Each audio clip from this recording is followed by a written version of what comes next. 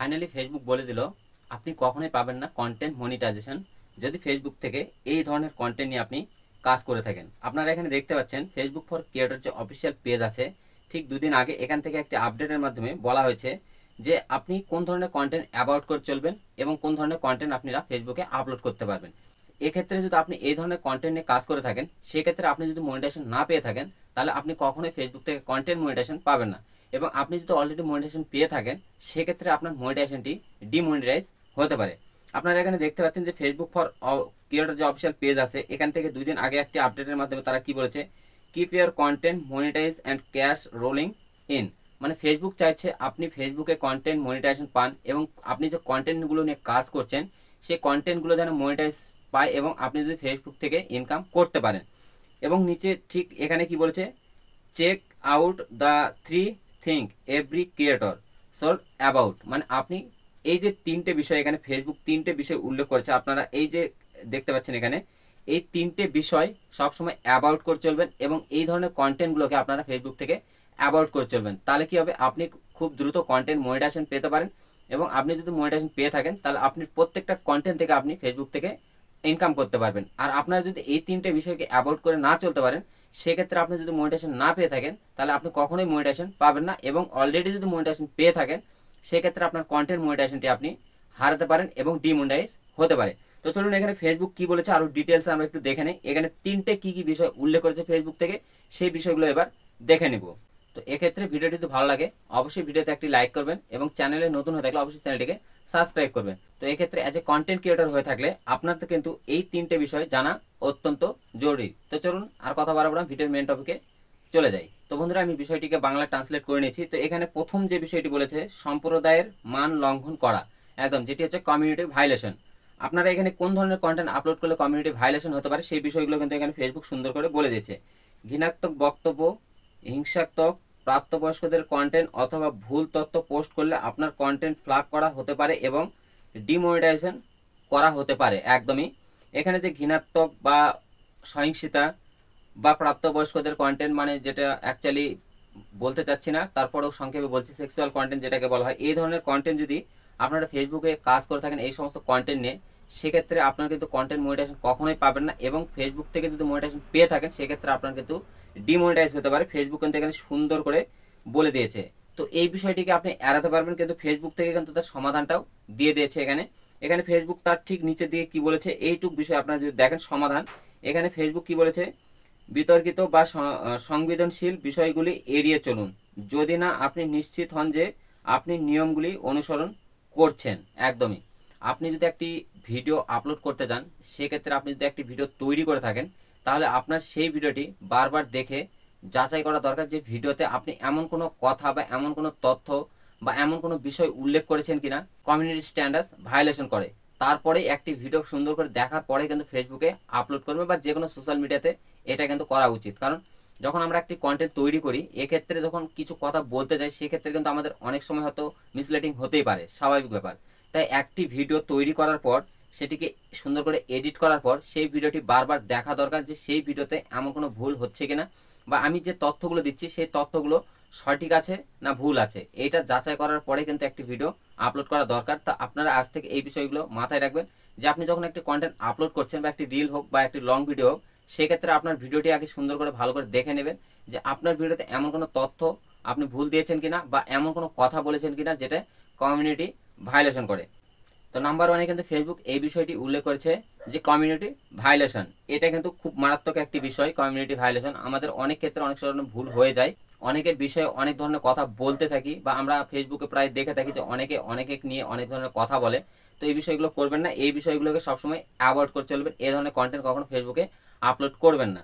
তো দ্বিতীয় নম্বরে ফেসবুক যেটি বলছে, কপিরাইট সমস্যা। একদম ফেসবুকের সব থেকে বড় বা যে কোনো সোশ্যাল মিডিয়ার কিন্তু সব থেকে বড় সমস্যা হচ্ছে কপিরাইট সমস্যা। এখানে ফেসবুক থেকে যে কপিরাইট সমস্যার যে বিষয়টি উল্লেখ করেছে, এখানে এটা কেন হয়, সঙ্গীত, ভিডিও, ছবি অথবা এমন কোনো মিডিয়া ব্যবহার করা যা আপনার মালিকানাধীন নয়।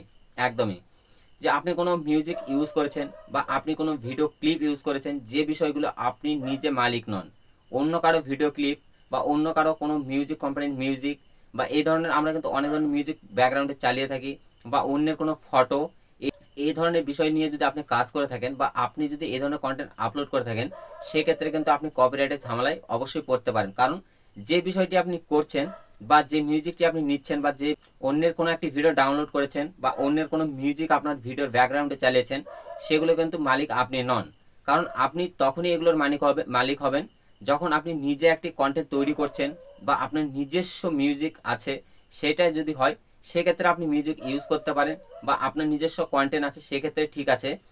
এছাড়া যদি আপনি অন্য কোনো কন্টেন্ট অন্য কোনো সোশ্যাল মিডিয়া থেকে ডাউনলোড করে আপনার পেজ বা প্রোফাইলে আপলোড করছেন বা অন্যের কোনো ফটো আপনি ইউজ করছেন বা ফেসবুকের বাইরে যে মিউজিকগুলো হয় সেখান থেকে কোনো মিউজিক নিয়ে আপনি ব্যাকগ্রাউন্ডে চালিয়ে সেই মিউজিকটি ইউজ করেছেন, তো এক্ষেত্রে আপনি কিন্তু 100% কপিরাইটের ঝামেলায় পড়তে পারেন।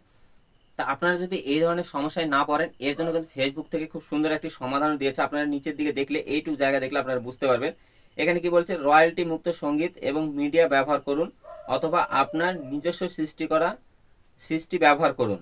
একদমই কিছুক্ষণ আগে যেটি বললাম যে আপনি নিজে তৈরি করছেন এমন কোনো মিউজিক যদি থেকে থাকে সেইটিকে আপনি ইউজ করতে পারেন বা আপনার নিজস্ব কন্টেন্ট আপনি তৈরি করেছেন সেগুলো আপলোড করতে পারেন। এক্ষেত্রে কিন্তু কখনোই কপিরাইটের ঝামেলা হবে না বা কপিরাইটের আওতায় আপনারা কখনোই আসবেন না। এছাড়াও কিন্তু ফেসবুক থেকে যে মিউজিকগুলো দেওয়া হয় সেগুলো আপনারা ইউজ করতে পারেন এবং ফেসবুকের যে মিউজিকগুলো হয় এখানে কিন্তু কিছু রয়্যালটি ফ্রি মিউজিক থাকে যেগুলোতে কোনো কপিরাইটের ঝামেলা হয় না, সেগুলো আপনারা ইউজ করতে পারেন। এক্ষেত্রেও আপনারা কপিরাইটের ঝামেলা কিন্তু এড়াতে পারেন। তো এই বিষয়গুলো অবশ্যই মাথায় রাখবেন 1 নম্বর। 2 নম্বরে তো 3 নম্বরে ফেসবুক যে বিষয়টি বলেছে সেই বিষয়টি এবার দেখবো এখানে 3 নম্বরে ফেসবুক কি বলেছে। তো 3 নম্বরে ফেসবুক যেটি বলছে নিম্নমানের বা বিভ্রান্তিকর কন্টেন্ট। তো নিম্নমানের কন্টেন্ট বা বিভ্রান্তিকর কন্টেন্ট কি, আমরা এই বিষয়টি এবার দেখবো। এখানে ফেসবুক কি বলেছে, ক্লিকবেট, বিভ্রান্তিকর থাম্বনেল বা শিরোনাম অথবা স্প্যাম কন্টেন্ট ফ্ল্যাগ করা হতে পারে এবং নগদীকরণ হারাতে পারেন। একদমই।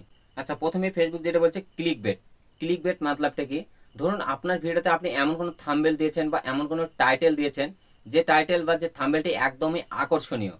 হয়তো কেউ আপনার থাম্বনেল বা টাইটেল দেখে ভিডিওতে ক্লিক করছে, কিন্তু ভিডিওতে ক্লিক করার পর দেখছে যে সেই রিলেটেড আপনার ভিডিওটি নয়, যেটি আপনি থাম্বনেলে বা ক্যাপশনে লিখেছেন এই রিলেটেড আপনার যদি ভিডিওটি না হয়ে থাকে, তো সেক্ষেত্রে এটাকে কিন্তু ক্লিকবেট ধরা হয়।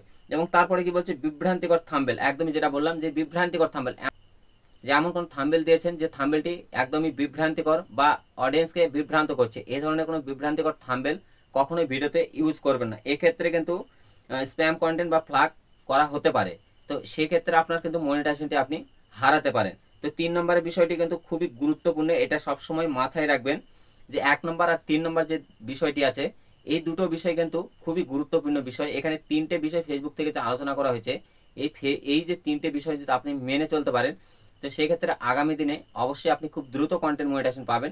এবং এক্ষেত্রে যদি আপনি এই যে 3টে বিষয় এখানে উল্লেখ করা হয়েছে এই 3টে বিষয় যদি না মেনে কাজ করেন, সেক্ষেত্রে আপনি যদি কন্টেন্ট মনিটাইজেশন পেয়েও থাকেন, সেক্ষেত্রে আপনার মনিটাইজেশনটি কিন্তু ডিমনিটাইজ হতে পারে। ফেসবুক থেকে কিন্তু নিজে বলে দিয়েছে এই বিষয়টি।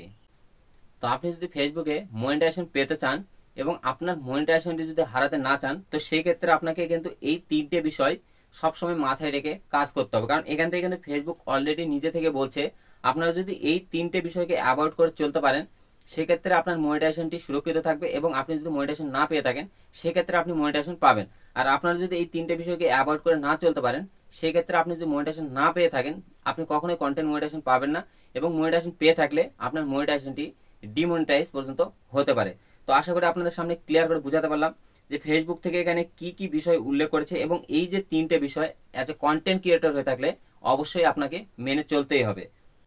তো আশা করি ভিডিওটি ভালো লেগেছে। ভিডিওটি যদি ভালো লাগে অবশ্যই ভিডিওতে একটা লাইক করবেন এবং চ্যানেলে নতুন হয়ে থাকলে অবশ্যই চ্যানেলটিকে সাবস্ক্রাইব করবেন। তো আজকে এই পর্যন্ত, আবার দেখা হচ্ছে নেক্সট কোনো ভিডিওতে। ততক্ষণ ভালো থাকবেন, সুস্থ থাকবেন।